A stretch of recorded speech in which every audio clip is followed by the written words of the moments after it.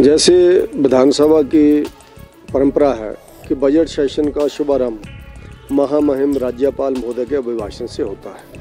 इस बार भी उसी तरह से महामहिम राज्यपाल महोदय ने अभिभाषण प्रस्तुत किया।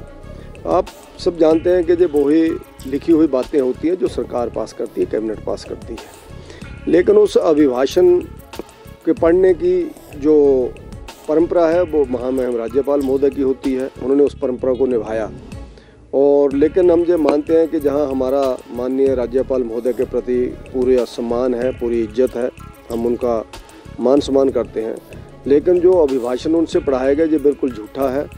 इस अभिभाषण के पेज नंबर 1 से लेकर के अंतिम पेज तक हम लोग देखेंगे, वो चाहे इनके दावे गारंटियाँ पूरी करने के हों सरकार के, शिक्षा विभाग और हेल्थ विभाग, स्वास्थ्य विभाग में सुधार करने का विषय हो, प्रदेश में कानून व्यवस्था को ठीक करने का विषय हो, प्रदेश के अंदर पर्यावरण को सुधारने का विषय हो, प्रदेश के अंदर लॉ एंड ऑर्डर स्थिति को सुधारने का विषय हो, जो भी महामहिम राज्यपाल महोदय से अभिभाषण के रूप में पढ़ाया गया वो बिल्कुल तथ्यों के विपरीत है।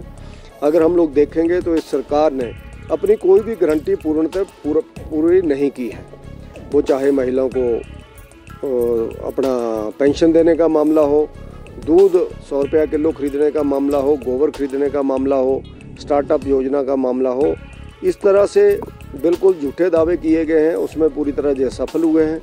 कर्मचारी आज इनसे परेशान हैं, कर्मचारी आज स्ट्राइक के ऊपर हैं, जहां कर्मचारियों को पेंशन समय पर नहीं मिल रही है, रिटायर्ड कर्मचारियों को, सेवानिवृत्त कर्मचारियों को पेंशन समय पर नहीं मिल रही है और कर्मचारियों को समय पर वेतन नहीं मिल रहा है, और सेवानिवृत्त कर्मचारियों के मेडिकल बिल समय पर नहीं मिल रहे हैं। छोटे छोटे पदों के ऊपर जो आउटसोर्सिंग में कर्मचारी लगे हैं अलग अलग विभागों के अंदर अलग अलग नामों से, उनको 4-4, 5-5 महीने हो गए उनको तनख्वाह नहीं मिल रही है। कन्यादान योजना के साथ साथ जो शगन योजना है उसके लगभग 1700 बच्चियों के फॉर्म, गरीब परिवारों की बच्चियों के फॉर्म गवर्नमेंट के पास पेंडिंग है, जिसका उत्तर आज ही मेरे प्रश्न के उत्तर में गवर्नमेंट ने दिया है। उनको अभी देनदारियाँ बाकी हैं। सहारा योजना वालों को पेंशन नहीं मिल रही है। विधवा, अपंग, वृद्ध, ये लोग पेंशन का इंतजार कर रहे हैं। जब हमने आवाज़ उठाई तो आज आश्वासन दिया कि हम लोगों ने आज डाल दिया है उनको पेंशन का हिस्सा 360 करोड़ रुपए का।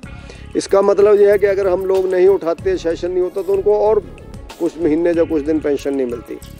इसी तरह से स्वास्थ्य की दृष्टि से देखें तो स्वास्थ्य में जगह जगह शिकायतें आती है, झूठे दावे किए जा रहे हैं कि स्वास्थ्य को सुधार दिया गया है। शिक्षा के क्षेत्र को हम लोग देखेंगे तो शिक्षा के क्षेत्र में इन्होंने बच्चों में जातिवाद के ऊपर, जिसको हम लोग कहते हैं, बांटा है उनको। आधे परिवारों की उनकी वर्दियां बंद कर दी हैं।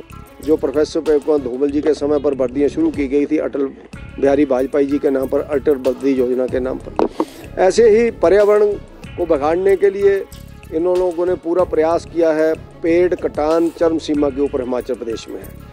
ट्रकों के ट्रक जगह जगह पर पकड़े जाते हैं। धर्मपुर में हमने खुद विजिट किया, सैकड़ों ट्रक खुलेआम सड़क के किनारे कटे हुए पड़े हैं, उसका कोई परमिट नहीं है। उनको मिट्टी के नीचे जेसीबी से दबाया गया। जब हम लोग गए तो उससे पूर्व जेसीबी से ज़मीन के बीच उनको दबाया गया।